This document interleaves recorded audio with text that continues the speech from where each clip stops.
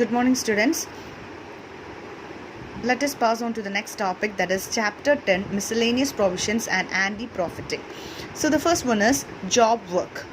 So വളരെ important GST വളരെ important ആയിട്ടുള്ള ഒരു ടേമാണ് job work. In certain cases, a person may send goods or other inputs to another place to job work. അപ്പോൾ ഒരു person എന്തെങ്കിലും സാഹചര്യത്തിൽ അല്ലെങ്കിൽ മറ്റേ അദ്ദേഹത്തിൻ്റെ ഗുഡ്സോ അല്ലെങ്കിൽ ഇൻപുട്സോ വേറൊരു പ്ലേസിലേക്ക് സെൻഡ് ചെയ്യാറുണ്ട്. എന്തിനു വേണ്ടിയിട്ടാണ്? ജോബ് വർക്കിന് വേണ്ടിയിട്ടാണ്. ആ ജോബ് വർക്കിൻ്റെ എക്സാമ്പിൾസ് ആണ് താഴെ കൊടുത്തിരിക്കുന്നത്. That is a textile business owner sends clothes worth 5 lakh to tailors for stitching work. അപ്പോൾ ഒരു ടെക്സ്റ്റൈൽ ബിസിനസ് ഓണറാണ്. ആ വ്യക്തി അദ്ദേഹത്തിൻ്റെ ഗുഡ്സ് ദറ്റ് ഈസ് 5 lakh റുപ്പീസിൻ്റെ ഗുഡ്സ് ടൈലേഴ്സിന് കൊടുക്കുകയാണ് സ്റ്റിച്ച് ചെയ്യാൻ വേണ്ടിയിട്ട്. അപ്പോൾ സ്റ്റിച്ച് ചെയ്ത് ഗാർമെൻറ്റ്സ് ആക്കി ഇവർ ടെക്സ്റ്റൈലിൽ കൊണ്ടുവന്ന് വിൽക്കുന്നു. അപ്പോൾ ആ ഒരു ട്രീറ്റ്മെൻറ്റ് അല്ലെങ്കിൽ ആ ഒരു പ്രോസസ്സിന് വേണ്ടിയിട്ട് വേറൊരു വ്യക്തിയെ ഏൽപ്പിക്കുന്നു. അതിനെയാണ് നമ്മൾ ജോബ് വർക്ക് എന്ന് പറയുന്നത്. Next is jewellery shop owner sends gold worth 1 crore to goldsmith for ornament making. ഇനി ജ്വല്ലറി ഓണർ എന്താ ചെയ്യുന്നത്? 1 crore റുപ്പീസിൻ്റെ ഗോൾഡ് സ്മിത്തിനെ ഏൽപ്പിച്ച് അത് ജ്വല്ലറീസ് ഓർണമെൻറ്റ്സ് ഉണ്ടാക്കാൻ വേണ്ടിയിട്ട് ഒരാളെ ഏൽപ്പിക്കുന്നു. അപ്പോൾ അതും ഒരു വർക്ക് ചെയ്യലാണ്, അല്ലെങ്കിൽ ജോബ് വർക്കിൻ്റെ കാറ്റഗറിയിൽ പെടുന്നതാണ്. Next is truck manufacture in Chennai sends 100 trucks to Bangalore for body building. അപ്പോൾ ട്രക്ക് മാനുഫാക്ചർ ചെയ്യുന്ന വ്യക്തി ചെന്നൈയിലുള്ള വ്യക്തിയാണ്. അദ്ദേഹം 100 trucks ബാംഗ്ലൂരിലേക്ക് കൊടുക്കുന്നു. എന്തിനു വേണ്ടിയിട്ടാണ്? ബോഡി ബിൽഡിങ് ചെയ്യാൻ വേണ്ടിയിട്ട്. അതും ഒരു ജോബ് വർക്കാണ്. Next is factory owner sends 3 machine for overhauling. That is factory ഓണറായിട്ടുള്ള ഒരു വ്യക്തി അദ്ദേഹത്തിൻ്റെ 3 മെഷീനറീസ് അറ്റകുറ്റപ്പണികൾക്ക് വേണ്ടിയിട്ട് മറ്റൊരു വ്യക്തിയെ ഏൽപ്പിക്കുന്നു. അപ്പോൾ അതൊരു പ്രോസസ്സിലൂടെ ട്രീറ്റ്മെൻറ്റിലൂടെ ഒക്കെ എന്തെങ്കിലും ആ പർട്ടിക്കുലർ ഗുഡ്സിന് മാറ്റങ്ങൾ വരുത്തി തിരിച്ച് നമുക്ക് തരുമ്പോഴാണ് എന്ത് ചെയ്യുന്നത്? അത് നമ്മൾ വിപണിയിൽ വിൽക്കുന്നത്, മാർക്കറ്റിലേക്ക് വിൽക്കുന്നത്. അപ്പോൾ അത് അത്തരത്തിലുള്ള വർക്കുകൾ ചെയ്യുന്ന, അല്ലെങ്കിൽ അങ്ങനെ വർക്കുകൾ കംപ്ലീറ്റ് ചെയ്ത് പ്രോസസ്സിലൂടെയും അതുപോലെ ട്രീറ്റ്മെൻറ്റിലൂടെയും ആ വർക്കുകൾ കംപ്ലീറ്റ് ചെയ്യുന്ന ആ ഒരു പ്രോസസ്സിനെയാണ് നമ്മൾ ജോബ് വർക്ക് എന്ന് പറയുന്നത്.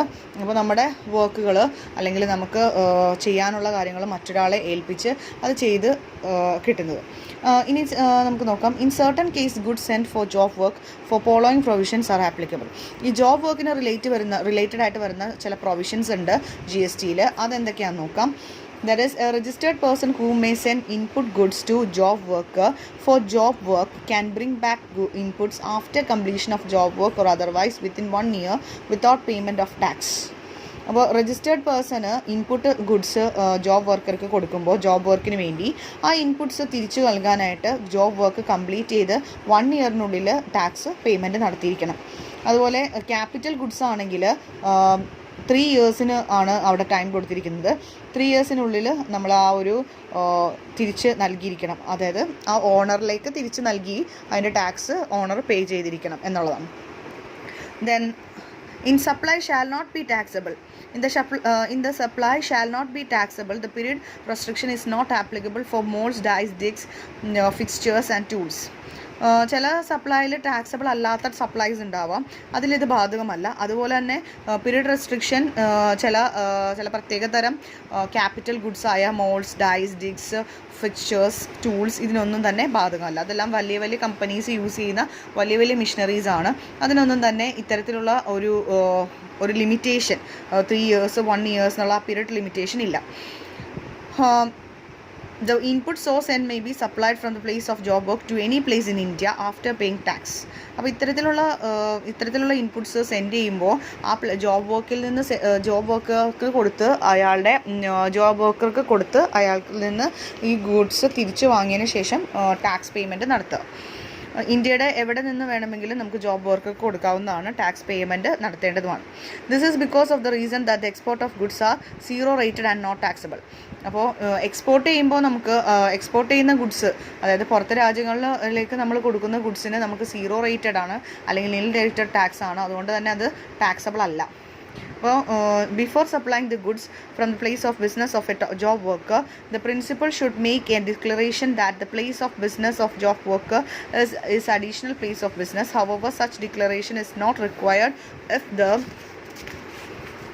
If the job worker is registered under section 25, or were the principal engaged in the supply of goods notified by the commissioner. So job worker ഒരു രജിസ്റ്റേർഡ് വ്യക്തിയാണ്. അത് സെക്ഷൻ 25 അനുസരിച്ച് രജിസ്ട്രേഷൻ നടത്തി അതിൻ്റെ principal engagement supply commissioner notify ചെയ്യുന്ന രീതിയിൽ വേണം നമ്മൾ ചെയ്യാനായിട്ട്. Declaration is not required if the job worker is register ചെയ്തിട്ടുണ്ടെങ്കിൽ ഡിക്ലറേഷൻ ആവശ്യമില്ല. ഇവിടെ പറയുന്നുണ്ട് ബിസിനസ്സിൻ്റെ പ്ലേസ്, പ്രിൻസിപ്പൽ ജോബ് വർക്കറിൻ്റെ പ്ലേസ്, ഇതെല്ലാം തന്നെ അഡീഷണൽ പ്ലേസ് ഓഫ് ബിസിനസ് ഇതെല്ലാം തന്നെ രജിസ്ട്രേഷൻ്റെ സമയത്ത് ഡിക്ലെയർ ചെയ്തിട്ടുണ്ടാവും. അപ്പോൾ രജിസ്ട്രേഷൻ ചെയ്തിട്ടുള്ള വ്യക്തിയാണെങ്കിൽ ഇതിൻ്റെ ആവശ്യമില്ല, അല്ലാത്തവരാണെങ്കിൽ അതിൻ്റെ ഡിക്ലറേഷൻ നടത്തേണ്ടതാണ് കമ്മീഷണർ നോട്ടിഫൈ ചെയ്യുന്നതനുസരിച്ച്. In case of job worker the principal will be responsible for keeping proper accounts for the inputs or capital goods and for job work. ഈ ജോബ് വർക്കിന് വേണ്ടിയിട്ട് കൊടുക്കുന്ന ഗുഡ്സിൻ്റെ അക്കൗണ്ട്സ് കീപ്പ് ചെയ്യുക എന്നുള്ളത് ആ ഒരു വർക്കിൽ പ്രിൻസിപ്പൽ ആരാണോ ഈ ഗുഡ്സ് കൊടുക്കുന്നത് ആ വ്യക്തിയാണ് പ്രിൻസിപ്പൽ. ആ പ്രിൻസിപ്പളിൻ്റെ ചുമതലയാണ് മതിയായ അക്കൗണ്ട്സ് കീപ്പ് ചെയ്യുക എന്നുള്ളത്. Then where the inputs sent for job work are not received back by the principal after completion of job work, otherwise or are not supplied from the place of business of the job worker within period of 1 year of being sent out, it shall be deemed that such inputs has been supplied by the principal to the job worker on the day when the said inputs were sent out. അപ്പോൾ സാധാരണയായിട്ട് പ്രിൻസിപ്പളിൻ്റെ റെസ്പോൺസിബിലിറ്റിയാണ് accounts keep ചെയ്യുക. അതുപോലെ തന്നെ ഈ ഗുഡ്സിൻ്റെ job work കഴിഞ്ഞതിന് ശേഷം പ്രിൻസിപ്പളിലേക്ക് receive back ചെയ്യുമ്പോൾ ആ പ്ലേസ് ഓഫ് ബിസിനസ് ജോബ് വർക്കറിൻ്റെ അതുപോലെ തന്നെ 1 വർഷത്തിനുള്ളിൽ തന്നെ എന്ത് ചെയ്യുക, ഈ ജോബ് ഫിനിഷ് ചെയ്ത് തിരിച്ചു കൊടുക്കേണ്ട ഉത്തരവാദിത്തമുണ്ട്. ക്യാപിറ്റൽ ഗുഡ്സിനെ സംബന്ധിച്ചിടത്തോളം 3 years ആണ്. അല്ല എങ്കിൽ മറ്റു ഗുഡ്സുകളൊക്കെ ആണെങ്കിൽ ജോബ് വർക്കർക്ക് എപ്പോഴാണ് തിരിച്ചു കൊടുക്കുന്നത് ആ സമയത്ത് തന്നെ ടാക്സ് അടക്കേണ്ടതായിട്ടുണ്ട്. ഇവിടെ എക്സാമ്പിൾ പറയുന്നുണ്ട്. Mister X a furniture shop owner sends timber worth 5 lakh rupees on 1/7/2017 from Kottayam to Mr. X at Ernakulam for making office tables. The supply is not taxable if the office tables or timbers are brought back within 3 years. If Mr. Y, the carpenter, fails to send the tables or inputs back to Mr. X even after 1 year, it will be considered as taxable supply on 1/7/2017 made by Mr. X to Y. For furniture, mister X എന്ന് പറയുന്ന ഒരു furniture shop നടത്തുന്ന വ്യക്തി കുറച്ച് മരം അല്ലെങ്കിൽ timber എന്ത് ചെയ്യുന്നുണ്ട്, 5 lakh rupees അടുത്ത് വരുന്ന 5 lakh rupeesൻ്റെ മരം എന്ത് ചെയ്യുന്നു 1/7/2017 കോട്ടയത്തിൽ നിന്ന് മിസ്റ്റർ വൈക്ക് എറണാകുളത്തിലേക്ക് എത്തിച്ചു കൊടുക്കുന്നു. ഓഫീസ് ടേബിൾ ഉണ്ടാക്കാൻ വേണ്ടിയിട്ടാണ്. ഈ സപ്ലൈ നടത്തുന്നത് അല്ലെങ്കിൽ സപ്ലൈ ചെയ്തതിന് ശേഷം ഇത്തരത്തിലൊരു ഫേർണിച്ചർ ഉണ്ടാക്കി 3 വർഷത്തിന് ശേഷമാണ് ഇയാൾ കൊടുക്കുന്നതെങ്കിൽ ആ ഒരു ടാക്സ് ഇത് ഇൻപുട്ട് കൊടുക്കാനായിട്ട് ഇദ്ദേഹം മിസ്റ്റർ എക്സിന് 1 year ശേഷമാണ് കൊടുക്കുന്നത്. അപ്പോൾ 2 രീതിയിലാണ്, അതായത് വിത്തിൻ 3 years കൊടുക്കുന്നു. അതുപോലെ തന്നെ മിസ്റ്റർ എക്സ് 1 year ഉള്ളിൽ ആഫ്റ്റർ 1 year കൊടുക്കാൻ പറ്റുന്നില്ല. അങ്ങനെയാണെങ്കിൽ it is considered as taxable supply. അപ്പോൾ 3 വർഷത്തിന് the supply is not taxable if 3 വർഷത്തിനുള്ളിൽ കൊടുത്തെങ്കിൽ ടാക്സബിൾ അല്ല. പക്ഷേ 1 വർഷം കഴിഞ്ഞിട്ട് കൊടുക്കുകയാണെങ്കിൽ അത് ടാക്സബിൾ സപ്ലൈ ആയിട്ട് കൺസിഡർ ചെയ്യും. കാരണം 1/7/2017 എക്സിൽ നിന്ന് വൈയിലേക്ക് പോയത് കൊണ്ട് ടാക്സബിൾ സപ്ലൈ ആയിട്ട് നമ്മൾ കൺസിഡർ ചെയ്യും. അങ്ങനെയാണ് പറഞ്ഞിരിക്കുന്നത്. ഇനി ക്യാപിറ്റൽ ഗുഡ്സ് ആണെങ്കിൽ other than dies, jigs, moulds, fixtures, tools ഇങ്ങനെയുള്ള വലിയ ഗുഡ്സ് അല്ലാതെ മറ്റേതെങ്കിലും ഗുഡ്സ് ആണെങ്കിൽ ജോബ് വർക്ക് പ്രിൻസിപ്പളിൻ്റെ അടുത്തേക്ക് തിരിച്ചു വരുന്ന ഡേറ്റ് എന്ന് പറയുന്നത് 3 years വന്നില്ല എങ്കിൽ അത് ക്യാപിറ്റൽ ഗുഡ്സ് ആയിട്ട് കണക്കാക്കുകയും ഏത് ഡേയിലാണ് ജോബ് വർക്കർ അത് തിരിച്ചു കൊടുക്കുന്നത് ആ സമയത്ത് അവിടെ ടാക്സബിൾ ചെയ്യേണ്ടതായിരിക്കും. ഇനി വേസ്റ്റോ സ്ക്രാപ്പോ ആണ് ജോബ് വർക്കിലൂടെ നമ്മൾ കൊടുക്കുന്നതെങ്കിൽ, ജോബ് വർക്കറിന് വേണ്ടിയിട്ട് കൊടുക്കുന്നതെങ്കിൽ അദ്ദേഹത്തിൻ്റെ പ്ലേസ് ഓഫ് ബിസിനസ്സിലേക്ക് നമ്മൾ നേരിട്ട് ടാക്സ് പേയ്മെൻറ്റ് നടത്തി ആ ജോബ് വർക്കർ രജിസ്റ്റർ ചെയ്തിട്ടുള്ളെങ്കിൽ ആ പ്രിൻസിപ്പളിലേക്ക് നമ്മൾ ജോബ് വർക്കർ രജിസ്റ്റേർഡ് അല്ലെങ്കിൽ പ്രിൻസിപ്പൾ ടാക്സ് അടക്കേണ്ടതായിട്ട് വരും. ജോബ് വർക്കർ രജിസ്റ്റേർഡ് ആണെങ്കിൽ ആ വ്യക്തി ടാക്സ് അടക്കേണ്ടതായിട്ട് വരും. അപ്പോൾ job work input intermediary goods ഒക്കെ ആണെങ്കിൽ ട്രീറ്റ്മെൻറ്റോ പ്രോസസ്സോ ഒക്കെ വേണ്ടിയിട്ട് നമ്മൾ പ്രിൻസിപ്പൾ ജോബ് വർക്കർക്ക് ഇൻപുട്സ് കൊടുക്കുകയാണെങ്കിൽ ആ സമയത്തും ടാക്സ് അടക്കേണ്ടതായിട്ട് വരും. Next is presumption as to documents in certain cases, section 144. എന്തൊക്കെ ഡോക്യുമെൻ്റൽ എവിഡൻസ് ആണ് കോർട്ടിൻ്റെ മുമ്പിൽ ഈ ഒരു പ്രൊസീഡിങ്സിനൊക്കെ വേണ്ടിയിട്ട് നമ്മൾ ഹാജരാക്കേണ്ടതെന്നുള്ളതാണ്. Document produced by any person, document seized from any person under the act or other law, document received from any place outside India against him or any other person who is tried to jointly with him. അപ്പോൾ എന്തൊക്കെ documents ആണ് കോടതി ആവശ്യപ്പെടുന്ന, അല്ലെങ്കിൽ ഏതെങ്കിലും ഒരു വ്യക്തി produce ചെയ്യുന്ന ഡോക്യുമെൻ്റ്, ഇല്ലെങ്കിൽ ഏതെങ്കിലും വ്യക്തിയുടെ കയ്യിൽ നിന്ന് പിടിച്ചെടുത്ത ഡോക്യുമെൻറ്റ്സ് കോർട്ടിൻ്റെ മുമ്പിൽ ഹാജരാക്കാം. അതും അല്ലെങ്കിൽ documents received from any place outside India, ഇന്ത്യയുടെ പുറത്തുള്ള ഏതെങ്കിലും പ്ലേസിൽ നിന്ന് നമുക്ക് റിസീവ് ചെയ്ത ഡോക്യുമെൻറ്റ്സ് അയാൾക്കെതിരായിട്ട് ഹാജരാക്കാമെങ്കിൽ അതെല്ലാം തന്നെ കൊടുക്കാവുന്നതാണ്. Unless otherwise proved the court shall presume that the contents of the documents are true. ഈ കൊണ്ടുവന്നിരിക്കുന്ന എല്ലാ ഡോക്യുമെൻറ്റ്സിൻ്റെയും വസ്തുതയുള്ളതാണ്, അല്ലെങ്കിൽ അത് ട്രൂത്ത്ഫുൾ ആണെന്ന് കോടതിക്ക് ബോധ്യപ്പെട്ടാൽ മാത്രമേ ആ ഒരു കാര്യം അവർ എടുക്കുകയുള്ളൂ. അതുപോലെ തന്നെ സിഗ്നേച്ചർ, ഹാൻഡ് റൈറ്റിംഗ്, അസറ്റേഷൻ,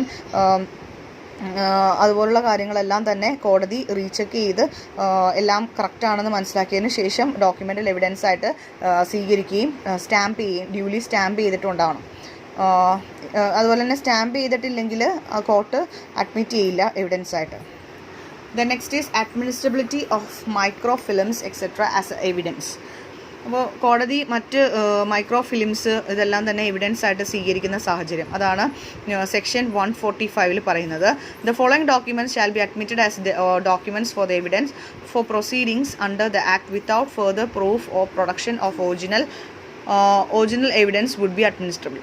അപ്പോൾ ചില ഡോക്യുമെൻറ്റ്സ് നമ്മൾ എവിഡൻസ് ആയിട്ട് പ്രൊസീഡിങ്സിൽ, ആക്ടിൻ്റെ ഇതിൽ നമ്മൾ കോടതിയിലെ പ്രൊസീഡിങ്സിൽ നമ്മൾ സ്വീകരിക്കുന്നതാണ് പ്രൂഫായിട്ട്.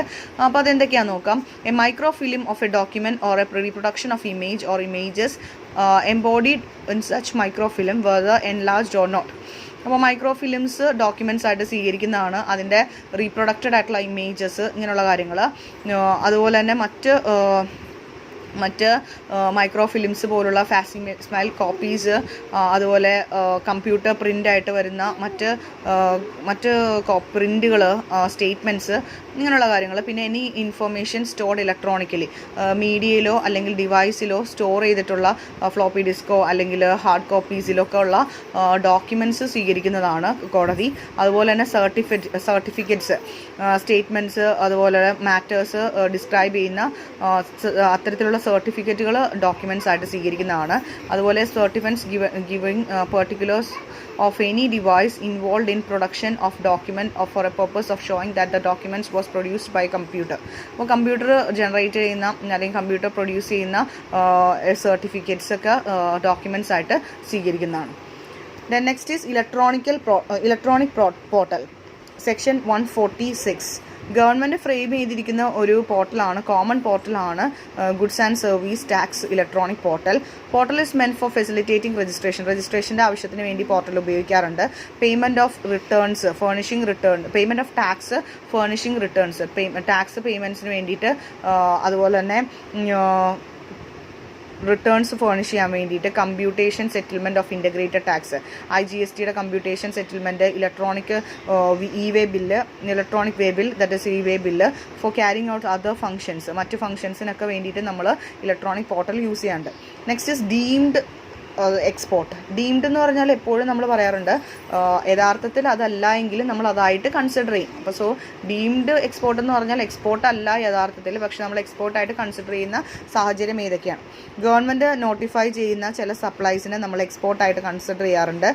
ചിലപ്പോൾ അത് ഇന്ത്യ വിറ്റ് പോയിട്ടുണ്ടാവില്ല, എന്നാലും അതിനെ നമ്മൾ എക്സ്പോർട്ടായിട്ട് കണക്കാക്കാറുണ്ട് ഗവൺമെൻറ് നോട്ടിഫിക്കേഷൻ ഉണ്ടെങ്കിൽ. അതുപോലെ തന്നെ ഇന്ത്യൻ റുപ്പീസിൽ അല്ലെങ്കിൽ ഫോറിൻ കറൻസിയിൽ എക്സ്ചേഞ്ച് ചെയ്യാവുന്ന അത്തരത്തിലുള്ള മാനുഫാക്ചർ ചെയ്യുന്ന ഇന്ത്യയിൽ തന്നെ ചെയ്യുന്നത്, ഈ കാര്യങ്ങളൊക്കെ ഡീംഡ് എക്സ്പോർട്ടായിട്ട് നമ്മൾ കൺസിഡർ ചെയ്യാറുണ്ട്. Next special procedure for certain processes.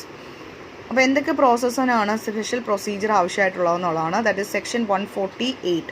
Government നോട്ടിഫിക്കേഷനിലൂടെ ചില ക്ലാസ് ഓഫ് രജിസ്റ്റേർഡ് പേഴ്സണിനെ അല്ലെങ്കിൽ ചില പ്രൊസീജിയേഴ്സിനെ ഒക്കെ നമ്മൾ registration, returns, payment of tax, administration ഒക്കെ കൊടുക്കാറുണ്ട്. അതിൽ ചില സ്പെഷ്യൽ പ്രൊസീജിയർ ഫോളോ ചെയ്യണമെന്ന് നിർദ്ദേശിക്കാറുണ്ട് ഗവൺമെൻറ് നോട്ടിഫിക്കേഷൻ ഉണ്ടെങ്കിൽ. അല്ലെങ്കിൽ കൗൺസിലിൻ്റെ നിർദ്ദേശപ്രകാരം അത്തരത്തിൽ ആ പറയുന്ന വ്യക്തികൾ ചില സ്പെഷ്യൽ പ്രൊസീജിയേഴ്സ് ഫോളോ ചെയ്യേണ്ടതായിട്ടുണ്ട്. അതായത് സാധാരണ വ്യക്തികളെക്കാളും വ്യത്യസ്തമായിട്ടുള്ള പ്രൊസീജിയേഴ്സ് ആവാം. അപ്പോൾ അത് രജിസ്ട്രേഷൻ്റെ കാര്യത്തിലായാലും റിട്ടേൺസിൻ്റെ കാര്യത്തിലൊക്കെ അങ്ങനെയാണ്. അപ്പോൾ അതിൻ്റെ ഉദ്ദേശം എന്ന് പറഞ്ഞാൽ ചില കണ്ടീഷൻസും സേഫ് ഗാർഡ്സൊക്കെ കൺട്രിയുടെ ഓവറോൾ സേഫ്റ്റിക്കൊക്കെ വേണ്ടിയിട്ടും അതുപോലെ മറ്റു കാര്യങ്ങൾക്കൊക്കെ ചില കണ്ടീഷൻസൊക്കെ ഫുൾഫിൽ ചെയ്യാൻ വേണ്ടിയിട്ടൊക്കെയാണ് ഇത്തരത്തിലൊരു സ്പെഷ്യൽ പ്രൊസീജിയർ വാങ്ങുന്നത്. Then goods and service tax complaints rating, section 144. അപ്പോൾ every register must be assigned a goods and service tax complaints rating score by the government based on his records of complaints with the provision of act. ഓരോ വ്യക്തികൾക്കും ഒരു rate score കൊടുക്കാറുണ്ട്. അവരുടെ tax returns അടക്കുന്നതും അതുപോലെ tax payment നടത്തുന്നതിനൊക്കെ ഒരു score government കൊടുക്കാറുണ്ട്. ആ score റെക്കോർഡായിട്ട് സൂക്ഷിക്കാറുമുണ്ട്. Next is the GST compliance rating score may be determined by on basis of prescribed parameters. പല പാരാമീറ്റേഴ്സ് ഉണ്ട്. ആ പാരാമീറ്റേഴ്സിൻ്റെ അടിസ്ഥാനത്തിലാണ് ഇത്തരം സ്കോറുകൾ അവർക്ക് ഇത്തരം സ്കോറുകൾ അപ്ഡേറ്റ് ചെയ്യുന്നത് പീരിയോഡിക്കൽ ഇൻ്റർവെൽസിൽ അപ്ഡേഷൻ നടക്കാറുണ്ട്.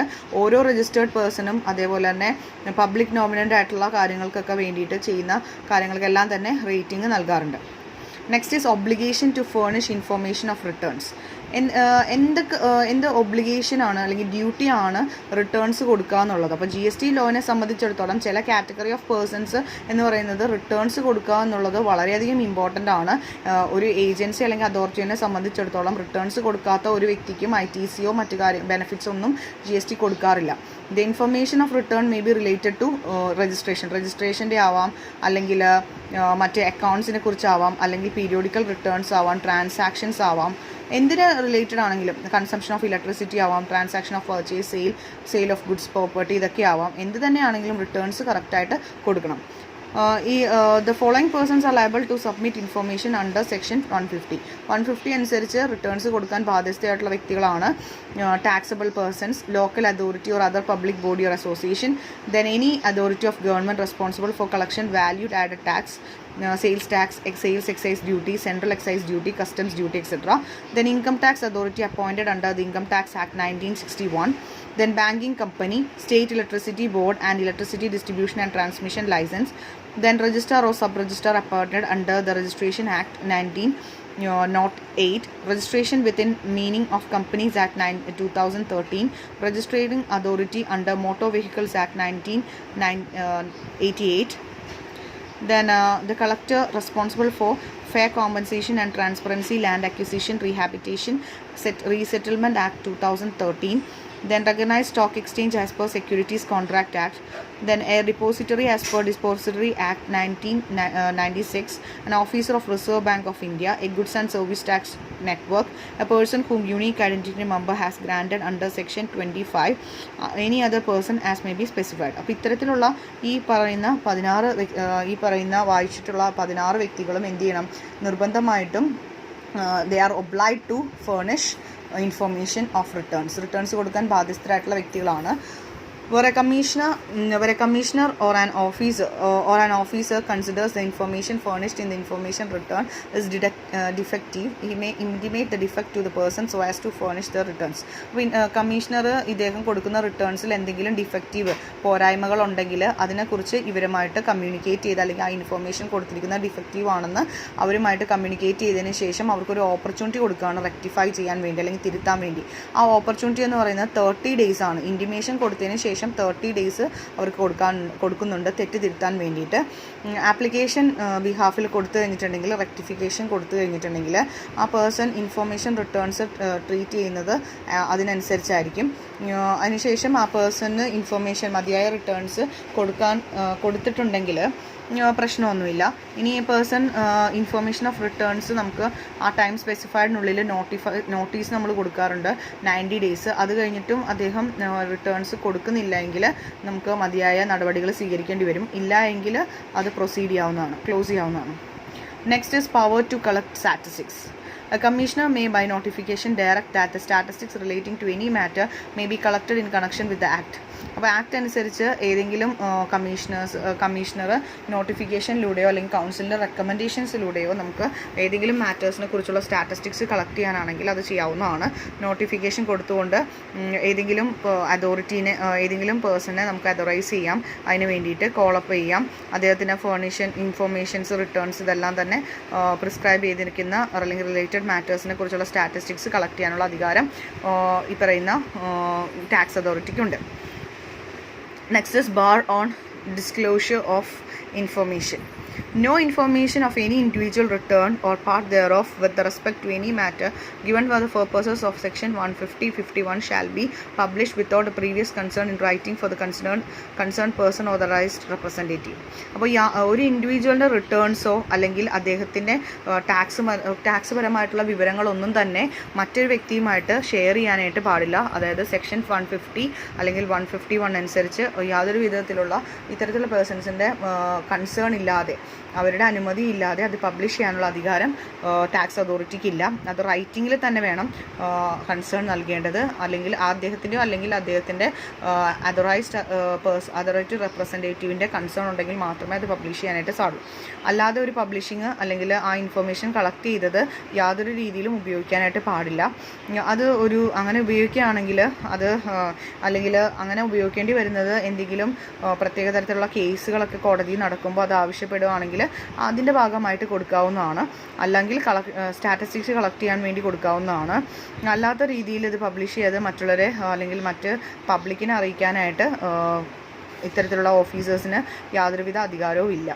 അപ്പോൾ കമ്മീഷണറുടെ ഒപ്പീനിയൻ അനുസരിച്ച് പബ്ലിക് ഇൻട്രസ്റ്റിന് ഇത് മതിയാവും, അല്ലെങ്കിൽ പബ്ലിക് ഇൻട്രസ്റ്റിന് ഇത് അത്യാവശ്യമാണ് ഇത് പബ്ലിഷ് ചെയ്യേണ്ടത്. ഇങ്ങനെയൊക്കെ വന്നു കഴിഞ്ഞാൽ ആ ടാക്സബിൾ പേഴ്സൺസിനെ ആ ട്രാൻസാക്ഷൻസ് ഒക്കെ പബ്ലിഷ് ചെയ്യാവുന്നതാണ് പബ്ലിക് ഇൻട്രസ്റ്റിൻ്റെ ഭാഗമായിട്ട്. Next is taking assistance from experts. There is section 151. Any officer not below the rank of assistant commissioner may have regard to nature or complexity of the case and the interest of revenue, take assistance of any expert or at any stage of scrutiny, inquiry, investigation or any other proceedings before him. അപ്പോൾ അവിടെ assistance ഏതെങ്കിലും ഒരു അതായത് എക്സ്പേർട്ടിൻ്റെ assistance എടുക്കാവുന്നതാണ്. Assistant കമ്മീഷണറിൻ്റെ താഴെ rank ആവരുത്. അത് അല്ലാതെ അതിന് മുകളിലുള്ളവരുടെ അതായത് ഇൻട്രസ്റ്റ് ഓഫ് റവന്യൂ, അതിൻ്റെ കോംപ്ലക്സിറ്റി അല്ലെങ്കിൽ മറ്റ് കാര്യങ്ങളൊക്കെ ടാക്സിൽ സ്ക്രൂട്ടണി അല്ലെങ്കിൽ ഇൻക്വയറി ഒക്കെ നടത്താനായിട്ട് മറ്റ് എക്സ്പേർട്സിൻ്റെ പരിഗണന അല്ലെങ്കിൽ എക്സ്പേർട്സിൻ്റെ അഡ്വൈസ് എടുക്കാവുന്നതാണ്. Next one is power to take samples. അപ്പോൾ കമ്മീഷണർക്കോ ഓഫീസർ അതോറൈസ് ചെയ്തവർക്കോ ഗുഡ്സിൻ്റെ സാമ്പിൾ എടുക്കാവുന്നതാണ് ആ ടാക്സബിൾ പേഴ്സൻ്റെ കയ്യിൽ നിന്ന്. അതിൻ്റെ സാമ്പിൾ എടുത്ത് അതിൻ്റെ പരിശോധിച്ച് അതിൻ്റെ മൂല്യം അല്ലെങ്കിൽ അതിൻ്റെ ഗുണം ഒക്കെ മനസ്സിലാക്കാവുന്നതാണ്. Next is burden of proof. Here any person claims that he is eligible for input tax credit under the act and the burden of proving such claim shall lie on such person. ഇനി ഏതെങ്കിലും ഒരു വ്യക്തി പറയുകയാണ് എനിക്ക് input tax ക്രെഡിറ്റിന് അർഹനാണെങ്കിൽ അദ്ദേഹത്തിൻ്റെ കയ്യിൽ എന്ത് വേണം? അദ്ദേഹത്തിനുള്ള തെളിവുകൾ ആവശ്യമാണ്. ആ പ്രൂവ് തരാനായിട്ട് അദ്ദേഹം തന്നെ ബാധ്യസ്ഥനാണ്. Then person deem to be public servants. Public സർവൻ്റായിട്ട് വർക്ക് ചെയ്യുന്ന വ്യക്തികളാണെങ്കിൽ സെക്ഷൻ 21 അനുസരിച്ച് പീനൽ കോഡ് അനുസരിച്ച് അദ്ദേഹത്തിൻ്റെ ഫങ്ഷൻസ് ഡിസ്പോസ് ചെയ്യാനായിട്ട് അദ്ദേഹം തയ്യാറാവണം. Then protection of action against CGST Act, section 157. No suit, prosecution or other legal proceeding shall lie against the president, state president, members, officers or any other employees of appellate tribunal or any other authorized said appellate tribunal of any which good faith done or intended to be done act or rules thereunder. ഇനി യാതൊരുവിധ suit അല്ലെങ്കിൽ പ്രോസിക്യൂഷനോ അല്ലെങ്കിൽ legal പ്രൊസീഡിയൻസോ ഈ president, state പ്രസിഡൻറ്റ്സ്, members ഇവർക്കെതിരെ എടുക്കാനായിട്ട് പറ്റുന്നതല്ല. കാരണം പ്രോസിക്യൂഷനോ അല്ലെങ്കിൽ ലീഗൽ പ്രൊസീഡിങ്സിന് വേണ്ടിയിട്ട് ഇത്തരത്തിലുള്ള അപ്പോയിൻമെൻറ്റോ അല്ലെങ്കിൽ അതറൈസ്ഡ് ആക്ട് ഒക്കെ ചെയ്യുമ്പോൾ നമ്മൾ അത്തരത്തിൽ ഗുഡ് ഫെയ്ത്തിലാണ് ഈ വ്യക്തികളെല്ലാം തന്നെ അപ്പോയിൻറ്റ് ചെയ്തിരിക്കുന്നത്. അപ്പോൾ ആ ഒരു രീതിയിൽ ഒരു ഗുഡ് ഫെയ്ത്ത് സൂക്ഷിച്ചുകൊണ്ട് വേണം നമ്മൾ അപ്പോയിൻമെൻറ്റും അതറൈസേഷനൊക്കെ നൽകാനായിട്ട്. അപ്പോൾ അത്തരത്തിലൊരു ആക്ഷൻ എടുക്കാനായിട്ട് CGST ആക്ട് പ്രകാരം അത് സാധിക്കുന്നതല്ല.